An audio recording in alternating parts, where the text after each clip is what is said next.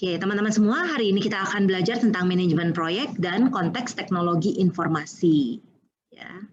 Oke, nah ini saya ambil dari bukunya Kathy Swalby ya. Kita lihat dulu opening case. Nah, ada satu kasus namanya Tom Walters ya. Ini adalah seorang karyawan di sebuah universitas ya. Dia tuh nonton Super Bowl 2018. Nah, kalau kalian nggak tahu Super Bowl itu adalah pertandingan besarnya gitu ya, besarnya untuk untuk football Amerika ya, bukan football soccernya Indonesia, bukan ya. Nah, itu populer sekali, dan pada saat dia menonton Super Bowl itu dia memperhatikan bahwa para pemain dan coach menggunakan tablet untuk mereview permainan. Ini 3 tahun yang lalu ya. Oke, menggunakan tablet. Lalu dia pikir, aku punya ide nih, mau implementasikan saja IT ini dengan menggunakan tablet di universitas di mana dia bekerja. Nah, jadi si Tom ini sudah siap-siap, udah bikin tim, pokoknya kita pengen supaya mahasiswa diharuskan punya tablet dan lain-lain.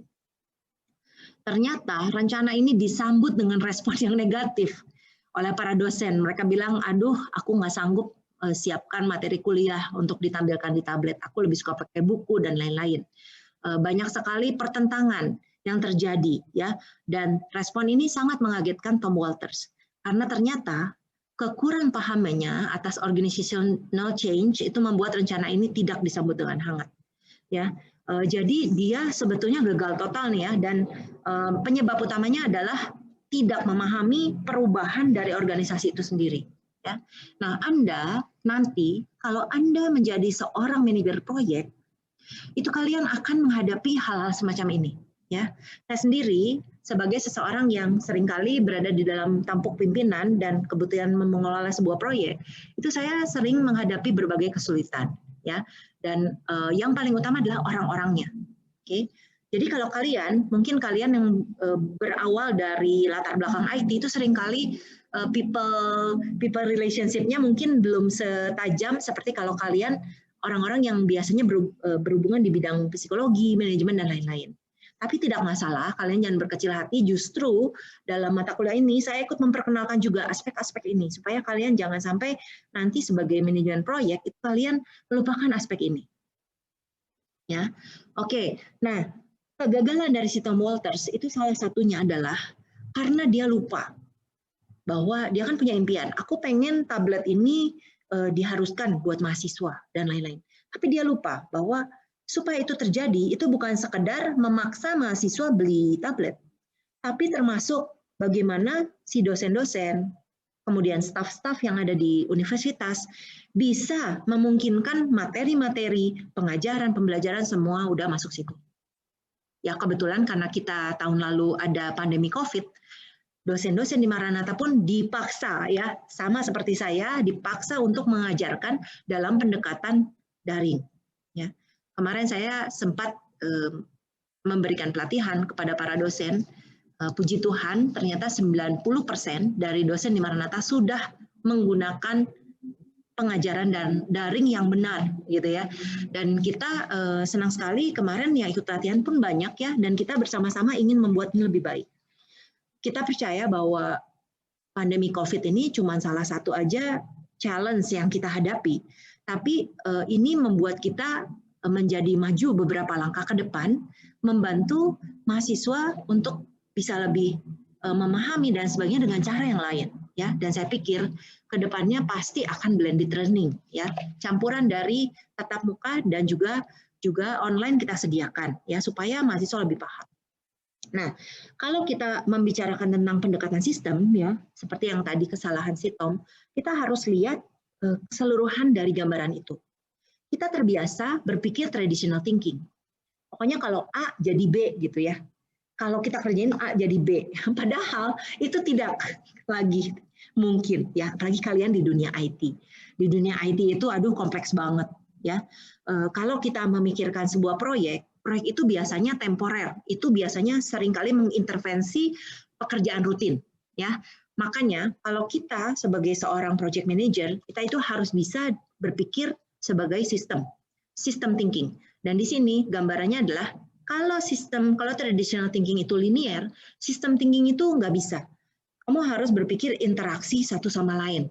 Sama seperti tadi si Tom Walters, Pada saat mau implementasi tablet, lah kita jangan lupa si dosennya harus diperlengkapi, termasuk diantaranya ya, sebetulnya saya dari 10 tahun yang lalu saya sudah mulai untuk membantu sebuah universitas untuk jadi online dulu di universitas saya.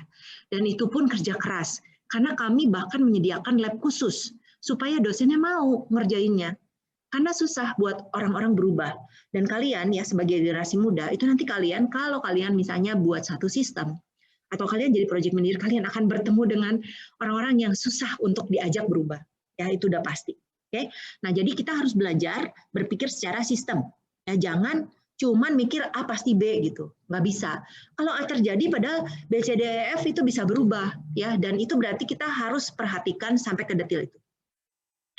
Nah, kalau sistem itu sendiri ya, ini ada beberapa istilah yang kita harus pahami ya. Sistem approach atau pendekatan sistem itu berarti kita definisinya berpikir setiap bagian adalah komponen dari sebuah sistem. Jadi kalau kayak tadi Tom Walters, dia ada di universitas, berarti dia harus mikirin universitas itu ada mahasiswanya, ada dosennya, ada stafnya, mungkin ada lab yang mempersiapkan gitu ya. Sama juga kan mahasiswa juga berat untuk berubah menjadi yang tadinya tatap muka jadi online tuh berat buat kalian. Ya, saya menyadari itu juga. Oke. Kemudian ada istilah kedua adalah sistem analisis.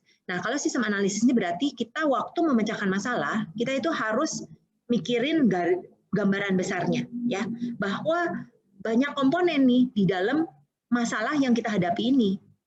Ya, dan karena itu kita nanti akan identifikasi termasuk bagian-bagian mana itu kesempatannya apa, batasannya apa, kebutuhannya apa, biasanya kita akan definisikan. Oke. Yang istilah ketiga adalah sistem manajemen. Ini biasanya pada saat kita mau mengelola sistem, ya, ini mengelola sistem, berarti kita harus berpikir isu apa yang akan mempengaruhi kita. Baik itu bisnis, teknologi, organisasi, itu akan betul-betul berasosiasi dengan apa yang kita lakukan dalam sebuah proyek. Nah, problem Tom Walters, dia tidak lihat ini sebagai sebuah sistem. Dia sangat miss. Dia cuma berpikir departemen aku, gitu ya.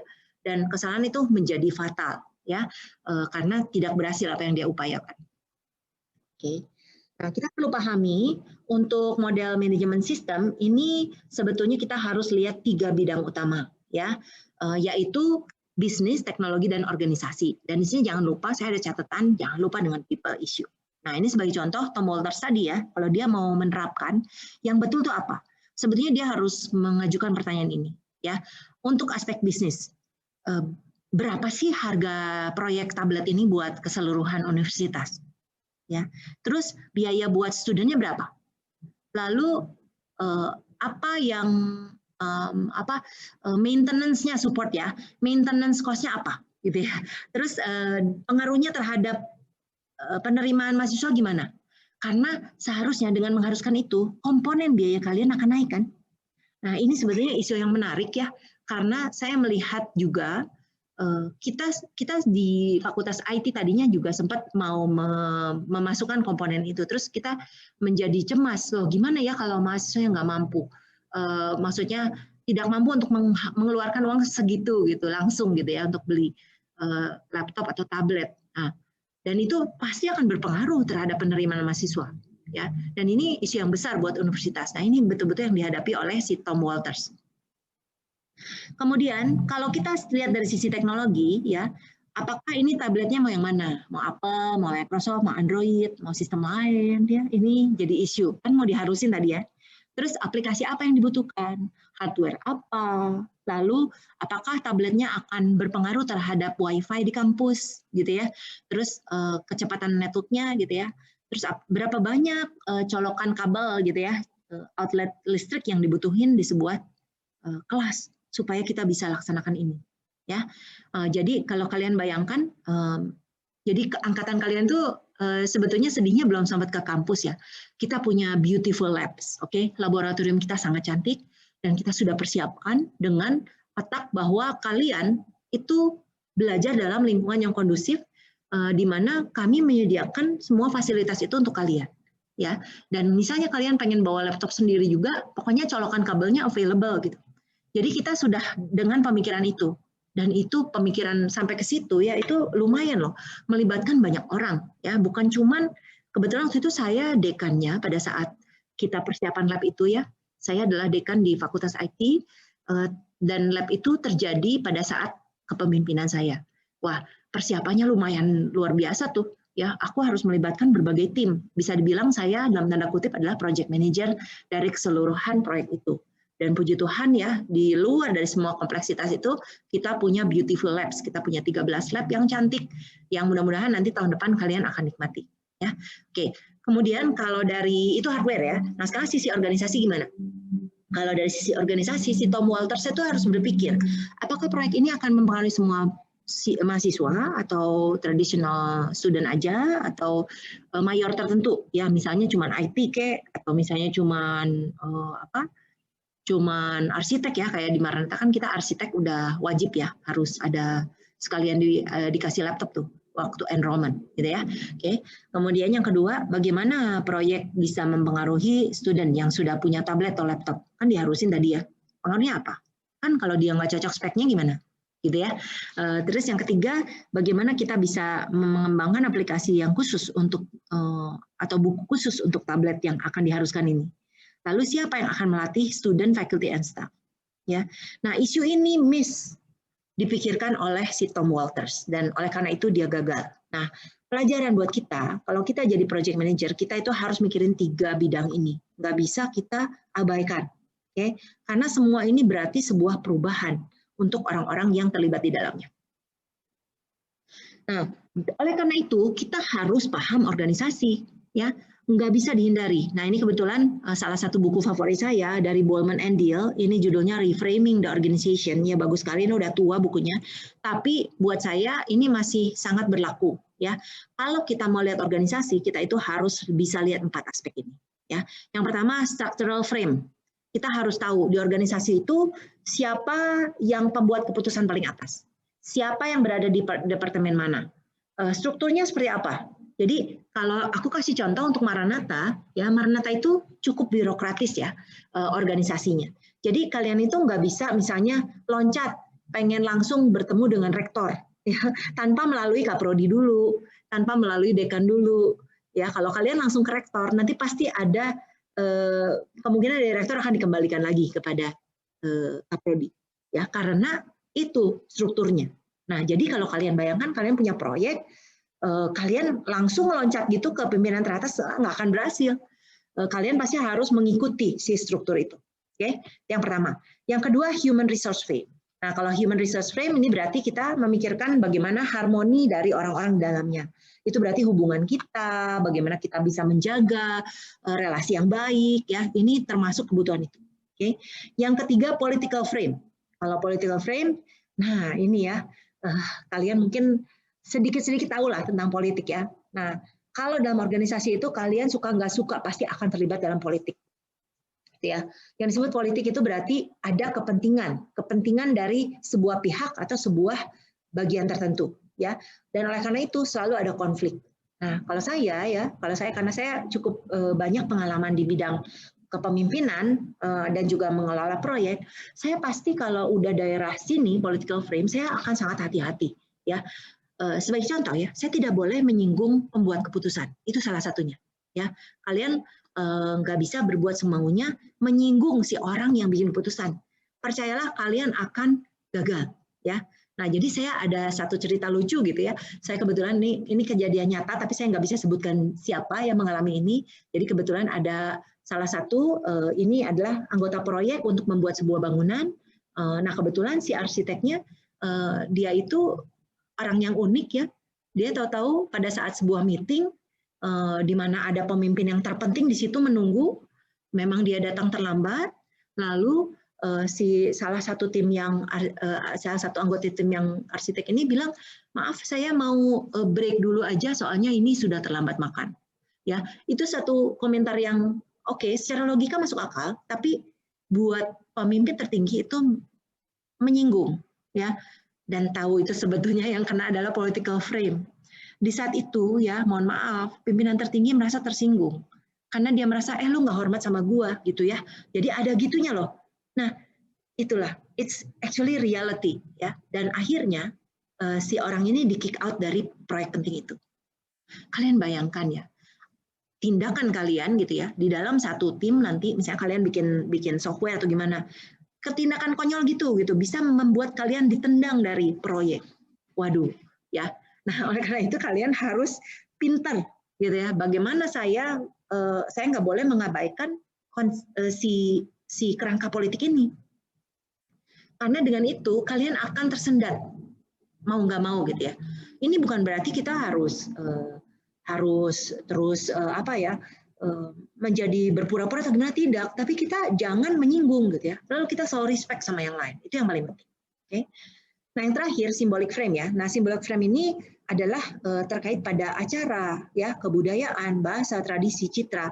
Nah, kalau kalian perhatikan ya, salah satu symbolic frame itu adalah bagaimana seorang CEO itu berpidato kepada para karyawannya untuk memberikan semangat. Ya, nah itu sebenarnya symbolic frame. Dan percayalah, ini perlu. Ya. Jadi, misalnya kalian adalah manajer proyek, ya kalian adalah manajer proyek. Lalu kalian melihat nih, aduh tim aku lagi stres berat gitu ya. Kerasanya ini kerjaan kayak nggak beres-beres. Gimana? If you are a good leader, ya kalian di situ akan berangkat mengeluarkan si symbolic frame kamu, ya. Kalian kasih semangat, kalian berikan satu dorongan, ya. Terus dan seringkali juga kita kemukakan brand identity kita ya. Misalnya kalau kita konferensi pers keluar, kita pasti keluarkan itu, ya. Nah jadi organisasi itu kalian nggak boleh lupakan si 4 aspek ini, ya. Karena kalau kalian lupakan, kalian will be in trouble, ya. Dan mungkin proyeknya akan gagal. Oke. Baik ya, ini perkenalan aja. Kita memang nggak dalam-dalam ya bahas ini ya, tapi saya nggak bisa kalau kalian nggak tahu ini. Oke. Baik ya, kalau kita lihat structural frame ya, yang pertama, ini nih, struktur organisasi itu berbeda-beda setiap perusahaan. Oke, ada yang fungsional, ada yang project based, ada yang matrix. Ya, kalau matrix itu kombinasi dari fungsional dan project. Nah, biasanya kalau fungsional itu bentuknya seperti yang di paling atas, ya. Jadi kalian bisa lihat terbagi secara fungsi. Jadi di sini ada Vice President Engineering, ada Vice President Manufacturing, ada Vice President IT, ada Vice President HR, ya. Maranatha itu sebetulnya matriks ya, tapi saya mau kasih tahu bahwa daerah sininya di Maranatha itu kita ada Biro Administrasi Keuangan, ya, ada Biro Sumber Daya Insani, ada sebenarnya kita sebutnya ada ini ya. Sekarang departemen ya. Nah, jadi ada bagian keuangannya, ada bagian marketingnya, ada bagian IT-nya, itu terpisah-pisah semua secara fungsional. Oke. Nah, makanya itu kita sebut struktur yang fungsional. Nah, kalau yang kedua, ini struktur project. Kalau struktur project berarti sistemnya by project, by project, by project. Nah, ini biasanya seringkali dipakai di mana? Di perusahaan IT salah satunya. Oke. Perusahaan IT itu misalnya ini program manager A itu bikin software untuk perusahaan X kliennya gitu ya, misalnya mobile apps gitu ya. Nah, terus si program manager B itu misalnya dia bikin untuk instalasi jaringan gitu ya. Kalau program manager C misalnya bikin proyek untuk mengganti sistem baru dengan sistem lawan dengan sistem baru misalnya gitu ya. Nah, tapi setiap dari bagian ini dia punya staf masing-masing yang biasanya tidak tercampur dengan tempat lain. Ya.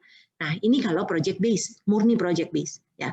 Kalau kombinasi gimana? Kalau kombinasi itu yang terjadi adalah biasanya ada struktur fungsionalnya tapi juga secara cross function itu ada project ya. Jadi saya sudah mengatakan tadi bahwa seperti di Maranatha itu sebetulnya kita matriks. Kenapa kita matriks? Karena kita ada bagian-bagian fungsionalnya, tapi cross departemen, cross fakultas, cross fungsional itu kita ada proyek-proyek kecil. Sebagai contoh, kita sekarang sedang menjalankan konferensi internasional. For us itu adalah project. Nah, isinya siapa? Isinya adalah dosen dan staf dari semua bagian seluruh kampus. Ya. Nah, dan pada saat yang sama berarti si resource yang ada di cross ini akan terdampak apapun yang dilakukan secara fungsional dan demikian pula sebaiknya yang di fungsional dilaksanakan mungkin secara rutin itu akan terdampak oleh proyek ini. Ya. Kalau kalian tanya yang mana yang bagus, ya sesuai kebutuhan dong. Oke. sesuai kebutuhan. Which one is best? Ya, kalau memang kalian software company, saya sih ngerasa kemungkinan lebih bagus yang project ini, ya. Kalau misalnya kayak universitas memang mau nggak mau matriks. Ya. Kalau perusahaan yang murni gitu ya, yang benar-benar ngelakuin rutinitas gitu ya, itu fungsional sudah cukup. Oke. Baik. Nah sekarang kita akan melihat ya bagaimana pengaruh dari struktur organisasi terhadap berbagai proyek ya. Seperti biasa saya kalau kasih tabel kayak gini saya nggak minta kalian ngafalin ya, tapi saya pengen kalian paham apaan sih tabel ini ya. Jadi kalian bisa pahami dulu ya ini tabelnya isinya apa. Di sini ada struktur organisasi tipenya ya. Oke, jadi ini ada beberapa tipe organisasi. Oke, ini kemudian di sini adalah kelompok kerjanya ya. Kelompok kerjanya pengaturannya seperti apa. Lalu di sini manajer otoritas manajernya ya. Tinggi atau besar atau tidak ada ya. Kemudian project manager, peran project manager ya. Ketersediaan sumber daya, lalu siapa yang mengelola budget ya. Lalu yang terakhir adalah stafnya, project management admin staffnya seperti apa.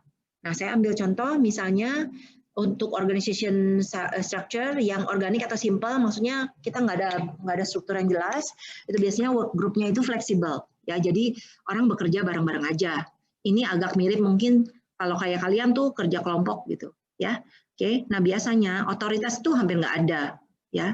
Dan project manager itu part time aja. Nah paling nanti salah satu dari anggota tim jadi ketua gitu kan, ngatur-ngatur, bantu ngatur-ngatur. Oke, biasanya nggak punya resource katanya ya. Terus siapa yang mengelolanya, owner atau operator. Dan di sini administratifnya biasanya tidak ada. Ini kalau organik atau simpel, biasanya organik simpel tuh paling juga berdua gitu ya, atau gimana. Kayak saya sekarang punya perusahaan consulting, ya. Tapi saya bertiga partner, ya udah kita saat ini belum butuh ada staff, ya udah kita bertiga aja. Kita termasuk dalam organik atau simpel. Oke. Nah kalau kita naik satu lagi di sini ada fungsional ya, itu fungsional itu berarti centralized ya. Nah pekerjaannya itu dikerjakan per fungsi ya. Biasanya tidak ada project manager, kemudian project manager kalau sampai ada biasanya part time ya, tergantung ada proyek yang dikerjakan, resource-nya juga sedikit, siapa yang mengelola proyek budgetnya itu biasanya functional manajernya, dan kalau ada staff pun part time ya, mungkin dibentuk satu tim proyek. Oke. Nah sekarang kalau multidivisional gimana? Nah kalau multidivisional itu biasanya work group-nya itu bisa per produk ya, bisa per proses ya, bisa juga per portofolio. Silakan ya, ini bisa diatur geographic region, customer tab bisa ya. Nah ini biasanya otoritas dari manajernya itu kecil, lalu di sini role-nya juga part time ya. Ini retail, semuanya retail, fungsional yang menjaga. Nah kalau matriks ya ini ada strong, ada weak, ada balance ya. Nah ini ada perbedaannya ya. Kalau misalnya secara work group ini berarti di sini ada by job function kalau strong ya, benar-benar strong. Dan project manager itu sebagai satu fungsi ya. Nah berarti di sini si project manajernya itu full time katanya ya, karena dia memang ditugaskan untuk itu. Lalu pengelola budgetnya juga project manager ya. Oke. Kalau misalnya matriks tapi lemah matriksnya, berarti ini masih berdasarkan fungsional. Lalu untuk otoritas manajer proyeknya itu biasanya rendah. Si proyek manajernya biasanya berupa part time ya, kalau yang weak ya. Terus kekuatan otoritasnya itu rendah, fungsional manager resource ketersediaan resource-nya rendah, tidak ada banyak resource. Lalu di sini manajer yang mengelola budgetnya itu functional manager ya, untuk staffnya biasanya part time. Kalau balance ini biasanya juga lebih cenderung ke job function, lalu kewenangannya itu low to moderate ya, jadi rendah ke sedang. Biasanya project manager part time, dan di sini tadi ketersediaan resource-nya itu adalah rendah sampai ke sedang, dan project manager kalau budgetnya ini bisa diatur tergantung lah ya kebutuhan, staff masih part time. Nah kalau yang project oriented kalian bisa lihat bedanya. Kalau project oriented itu berarti pekerjaannya diatur berdasarkan proyek ya, dan biasanya si project manager ini punya kekuatannya tinggi, hampir sepenuhnya ya. Dan project manager biasanya full time, dan di sini dia punya resource yang tinggi karena biasanya assignment-nya itu per proyek. Lalu budget juga dikelola project manager, dan biasanya staffnya full time karena dedicated. Nah, kalau virtual gimana? Kalau virtual structure ini berarti bentuknya network ya, karena bisa berhubungan satu sama lain ya. Nah, ini biasanya kekuatan dari project manajernya itu low to moderate ya, rendah ke sedang. Project manager bisa full time, bisa part time. Resource-nya itu bisa dari rendah ke sedang gitu ya. Kemudian di sini budget itu bisa mix, siapa yang mengelola, dan ini staffnya bisa terserah ya, full time atau part time. Dan yang terakhir untuk yang hybrid ya, untuk kombinasi itu biasanya cara kerjanya itu bisa mix gitu ya. Ini sama juga dengan si PMO ya. PMO itu Portfolio Program Project Management Office ya. Project Management Office, jadi benar-benar ini mirip ya. Kemudian kalau dari dari kewenangan itu campur lah ya. Lalu project manajernya bisa part time, bisa full time, bisa campur juga beberapa. Lalu kekuatannya juga bisa campur, ya tergantung lah ya, bervariasi gitu ya. Kemudian untuk yang dua ini juga mix ya, mix dan mix bebas, ada part time, ada full time, dan budget itu bisa dikelola oleh beberapa pihak ya. Nah kalau PMO, Project Management Office atau organization yang memang organisasi seperti itu, kita akan mix untuk cara kerjanya. Lalu kekuatan dari project manajernya biasanya tinggi, hampir seluruhnya. Lalu untuk seorang project manajernya itu biasanya full time, dan memang itu adalah job dia. Untuk kewenangan itu tinggi, untuk budget dipegang oleh project manager, dan biasanya staffnya full time. Nah, jadi itu efeknya. Nanti kalian nggak usah dihafalin, kalian bisa selalu lihat tabel ini dan melihat pengaruh dari struktur organisasi ini terhadap proyek. Oke, nah selanjutnya kita akan melihat di dalam sebuah proyek, seperti si Tom Walters tadi, kita itu nggak boleh melupakan yang namanya organization culture ya. Nah jadi ini adalah kebudayaan organisasi, definisinya apa? Ini adalah gabungan dari asumsi, nilai, dan perilaku yang menjadi karakteristik sebuah organisasi. Nah saya ada 10 aspek, ini dari Stephen Robbins dan Timothy Judge ya. Tapi saya nggak mau menjelaskan ini karena nanti saya akan masukkan ke dalam aktivitas dari kelompok. Nanti kalian akan bantu saya untuk merangkum definisi dari ini, nanti baru kita bahas ya. Jadi saya skip dulu untuk bagian ini. Oke.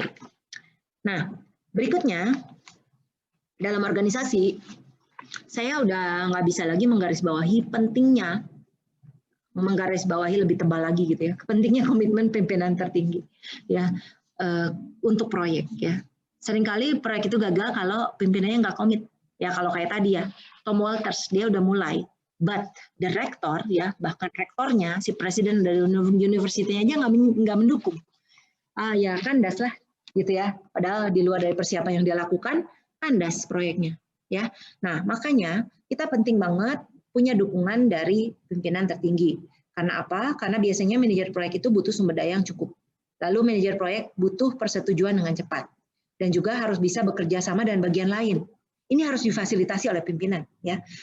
Kalau enggak akan cukup sulit tuh ya. Lalu di sini manajer proyek butuh seorang yang bisa mementor atau coach mereka untuk kepemimpinan. Dan untuk IT project tidak mungkin tanpa faktor ini. Oke. Dan sering terjadi kegagalan ya kalau enggak. Nah makanya kayak kemarin waktu Maranatha akan mengimplementasikan SAP, itu proyek besar loh ya. Kalau saya ngomongin soal value, itu sudah over 1 billion gitu ya, udah over dari 1 miliar ya untuk setiap modul, baru setiap modul. Nah berarti ini adalah proyek yang tergolong besar dan kompleks. Kalau pimpinan nggak mendukung akan gagal, percayalah ya. Tapi karena pimpinan kita mendukung ya sampai ke yayasan, kita punya dukungan yang sangat kuat di balik itu. Kalau ada kesulitan, pimpinan akan turun tangan dan solve that problem. Baik, bagian terakhir kita akan ngomongin project life cycle ya. Jadi project life cycle nanti kalian biar harus tahu untuk project life cycle karena kita ada beberapa metode yang akan kita pelajari ya. Oke. Nah, kalau project life cycle itu biasanya hidup dari sebuah proyek ya. Biasanya ini siklusnya standar-standar aja ya. Kita bisa mulai dulu, lalu kita kelola dulu, kita persiapkan, lalu kita laksanakan, lalu kita finish gitu ya. Jadi sebetulnya itu sebuah siklus ya. Kita selalu muter dari planning ya, mulai dulu, lalu planning, initiate tuh memulai ya, lalu planning, perencanaan dan organize, lalu kita production atau melaksanakan, lalu kita akan finish. Itu aja terus ya, dan di balik itu kita selalu ada pengendaliannya. Nah, software development proses sendiri untuk IT itu melibatkan siklus yang lumayan ya. Jadi kalau kalian perhatikan, biasanya untuk pengembangan dari software itu pasti mulai dari planning, lalu kita analyze, lalu kita design dulu, implement, test, dan akhirnya maintain. Dan ada banyak cara untuk kita mengelolanya. Kita boleh mengelola sebuah pelaksanaan sebuah IT project itu dengan mengikuti product life cycle-nya ya. Jadi ada beberapa jenis nih yang kalian perlu ketahui. Yang pertama prediktif. Prediktif itu berarti diprediksikan, diperkirakan ya. Nah, jadi kalau untuk predictive life cycle itu biasanya kita udah ada cakupan jadwal dan biaya yang ditentukan di awal. Dan ini biasanya kita agak kaku gitu ya, nggak mau sampai perubahan cakupan itu terlalu besar. Nah, ini untuk yang predictive life cycle, ini mungkin kalian pernah dengar istilah yang namanya waterfall method ya. Waterfall itu air mengalir gitu ya, jadi berarti berurutan, agak linear, oke? Yang kedua adalah iteratif. Nah, kalau iteratif itu berarti kita muter-muter gitu ya, kayak seperti circle. Nah, jadi ini biasanya kita tentukan cakupan di awal, tapi waktu dan biayanya itu bisa kita modif kalau produknya diperbaiki. Dan ini adalah repetisi siklus ya untuk menambah fungsionalitas dari produk. Yang selanjutnya adalah jadi kalau iteratif itu berulang-ulang, oke, bahasa Indonesianya. Kalau yang berikutnya, ketiga incremental. Incremental itu sedikit demi sedikit. Itu artinya sedikit demi sedikit. Nah, jadi biasanya kalau untuk incremental life cycle, produk akan selesai melalui iterasi juga, tapi kita akan menambah fungsionalnya itu sedikit. Jadi kalau kita ngomongin, kalian nggak tahu perhatikan nggak kalau kita download mobile apps gitu ya, nanti dia ada upgrade versi segini, upgrade versi segini, yang berubah ini gitu ya. Nah, jadi itu sebenarnya contoh dari incremental.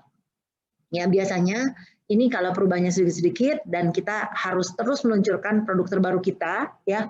Ini contoh yang paling tepat itu memang seperti mobile apps ya. Kalau kalian lihat Google Store, lihat iOS ini ya, tokonya si iPhone gitu ya. Yang pasti sering ada update ya, karena memang mereka sistemnya ke incremental. Dikit-dikit pun tetap diperbaiki karena kadang-kadang customer itu sadis ya. Netizen sadis, mereka suka komentarnya gimana gitu kalau misalnya nggak bagus softwarenya ya, jadi kita harus responsif terhadap permintaan mereka.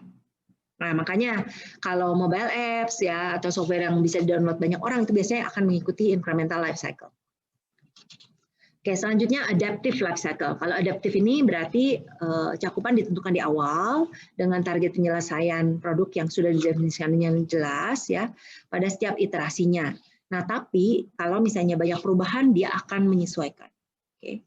Dan terakhir hybrid ya. Kalau hybrid sih kombinasi ya, beberapa pendekatan di atas silakan bisa disesuaikan dengan kebutuhan. Oke. Nah, di dalam dunia IT ya, nanti kalian pas ngomongin pengembangan software, pasti kalian akan singgung ini, dijamin lah. Ya, aku cuman kasih sentuhan aja, berhubung saya nggak ngobrolin ini. Tapi karena kalian project manager, kalian pasti akan melaksanakan hal-hal seperti ini. Nah, jadi untuk pengembangan software, itu kita harus familiar dengan istilah yang namanya SDLC, atau System Development Life Cycle. Nah, ada beberapa ya, yang kita harus tahu metodenya. Yang pertama adalah waterfall ya. Waterfall itu seperti apa? Nah, nanti sistem terdefinisi dengan jelas, itu linear untuk analisis, desain, konstruksi, testing, dan support. Nah, pendekatan ini akan dipakai kalau resiko sudah dikendalikan dengan ketat, harus dikendalikan dengan ketat. Karena apa? Karena setiap perubahan itu harus melalui satu prosedur ya, supaya nggak terlalu gampang perubahannya. Dan ini biasanya dipakai untuk proyek sistem yang besar di mana butuh kekakuan. Nah, jadi saya mau kasih contoh ya. Sebagai contoh, seperti waktu kita melakukan implementasi dari SAP ya, kami sudah define spesifikasi apa yang dibutuhkan dari depan. Nah, karena kita budgetnya itu besar ya, bukan main-main ya kita ya kalau ngomongin implementasi, kami itu kaku. Kalau mau mengubah sesuatu, kakunya gimana? Kita harus lewat satu prosedur di mana ada kertas yang ditandatangani, menyatakan perubahannya apa gitu. Ya. Nah, buat apa itu? Buat kendali. Karena masalahnya budgetnya limited, kemudian kita juga waktu untuk implementasinya terbatas, nggak bisa kita melar-melar kalau perubahannya terlalu banyak gitu ya. Nah jadi biasanya waterfall itu banyak dipakai kalau proyeknya benar-benar besar dan butuh kekakuan itu, oke? Supaya apa? Supaya semua bisa sesuai dengan rencana. Nah kalau yang tipe kedua SDLC itu namanya spiral life cycle. Kalau spiral life cycle ini yang mirip seperti yang tadi ya. Iteratif, berupa spiral, tidak linier, biasanya dipakai untuk proyek software pemerintah. Kenapa? Soalnya gila banget, boleh banget untuk berubah dan berbagai revisi itu boleh diajukan walaupun proyek sudah dimulai. Ini benar-benar kebalikannya si waterfall, ya. Tapi ngerinya apa? Budgetnya bisa bengkak, waktu penyelesaian bisa melar segila-gilanya, scope bisa menjadi sebesar-besarnya. Itu ya. Nah ini perbandingannya. Kalau waterfall itu biasanya ini langkahnya analysis, design, construction, testing, support gitu ya. Kalau spiral kita akan muter-muter-muter mulai dari analisis, pergi ke desain, ke implementasi, ke testing, analisis lagi, desain, implementation dan seterusnya. Selanjutnya prototyping. Nah, kalau prototyping bedanya gini, berarti kita harus bikin prototype. Oke, prototype untuk memastikan permintaan pengguna terpenuhi. Ya, dan ini berarti ada keterlibatan pengguna yang intensif. Biasanya kita akan meluncurin namanya versi beta gitu ya. Versi beta launch, nanti user pakai, lalu mereka kasih masukan ya. Dan ini biasanya memang sangat digunakan untuk software membutuhkan interface design yang penting ya. Mungkin kalian kalau kebayangnya itu ya saya balik lagi gitu ya ke contoh drama Korea yang startup ya. Kalau kalian belum nonton, kalian mungkin boleh nonton. Menarik sekali menurut saya bagaimana software untuk orang buta yang mereka kembangkan itu sebetulnya go through all this mode gitu ya. Jadi pengembangan diperbaiki seperti itu. Tapi prototipenya udah jadi sehingga bisa diuji cobakan ya. Oke. Selanjutnya RAD itu Rapid Application Development. Ini biasanya mengerjakan aplikasi dan prototype yang terus-menerus disesuaikan dan butuh keterlibatan user intensif. Nah, tapi kalau RAD ini biasanya pakai tool, ya misalnya pakai CASE, Computer Aided Software Engineering, pakai JRP, Joint Requirement Planning, JAD, Joint Application Design, supaya prototipenya itu mudah diubah-ubah, bisa kita buat seperti simulasi secara visualnya, ya, jadi seperti itu. Oke, nah kalau kita melaksanakan proyek, kita tidak bisa mulai terus pas beres gitu ya, baru kita review. Wah itu calon gagal, ya calon gagal. Kenapa? Karena harusnya proyek itu harus selalu ada fase-fasenya. Dan saya selalu menyarankan kalau untuk kita bikin proyek kita harus ada beberapa fase. Untuk apa? Untuk checkpoint ya. Jadi karena kompleksitasnya itu kita nggak boleh menunggu-nunggu terlalu lama, penyimpangan terlalu jauh, baru kita betulin. Jangan. Nah jadi kita harus beres per fase. Fasenya selesai, ada approval baru lanjut gitu ya. Jadi biasanya ini terjadi juga. Saya sudah ngalamin juga waktu kemarin implementasi dari software. Oh ya, saya juga sempat implementasi CRM ya untuk Maranatha. Nah, jadi kita pada saat kita beres fase 1 ya, yaitu identifikasi dari kebutuhan, kita harus ada approval-nya, gitu ya. Supaya apa? Ya, kalau misalnya menyimpang kita cepetan dibetulin di depan. Gitu. Oke, dan di sini biasanya manajemen review itu harus terus dikerjakan di fase exit, fase review dan kill point gitu ya. Kadang-kadang kita si manajemen itu oh ini nggak bisa, udah nggak usah diterusin gitu ya. Contohnya itu kill point. Oke. Oke, nah untuk konteks IT project ya ada beberapa hal yang perlu kalian ketahui. Yang pertama sifat IT project itu biasanya sangat bervariasi berupa instalasi hardware sampai software, berupa analisis proyek bisnis dan pengembangan software untuk memenuhinya. Bisa juga contohnya instalasi jaringan. Dan biasanya IT project team members itu berasal dari latar belakang berbeda. Ya, contohnya biasanya yang berada dalam IT project team members itu title pekerjaannya seperti ini. Business analyst, programmer, network specialist, engineer, software engineer, sistem arsitek. Bahkan dalam kategori programmer, itu aja udah macam-macam ya. C++, C#, Java programmer, gitu ya, beda-beda. Dan IT project itu biasanya teknologinya juga banyak. Ya, jadi misalnya orang jaringan dengan orang database ini pasti beda kan teknologinya. Ya, kadang-kadang kalau ngomong belum tentu nyambung gitu ya. Jadi ini harus dipahami juga. Dan ini tentunya akan jadi tantangan karena seringkali perubahan teknologi itu sangat cepat. Oke, nah sekarang untuk di sini saya oke, sebelum yang ini saya mau ke sini dulu deh. Saya lupa misalnya ini dulu. Oke, kita mau lihat case wrap up ya. Nah, jadi proyek dari Tom Walter itu mati mengenaskan ya. Kenapa? Ya saya tadi sudah beberapa masalah ya di depan, dia nggak melihat organisasi secara keseluruhan, dia lupa si 3 elemen itu ya. Kemudian dia lupa melihat 3 bidang itu, kemudian dia juga tidak berpikir secara sistem. Oke, dan universitasnya benar-benar membunuh proyek itu ya. Jadi kalau mau ngomong dia udah langsung kill ya, kill, pimpinannya itu yang ngekill malah ya. Karena apa? Nggak penting ngarusin pakai tablet gitu ya. Lebih penting kita rekrut mahasiswa baru lebih banyak. Contohnya seperti itu ya. Dan ini kegagalan Tom Walter menunjukkan pentingnya upaya untuk memenangkan organisasi sebelum menjalankan sebuah proyek.